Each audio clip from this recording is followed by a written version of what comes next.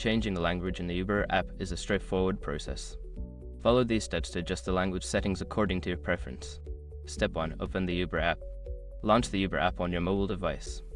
Make sure you are logged into your account to access the settings. Step 2. Access account settings.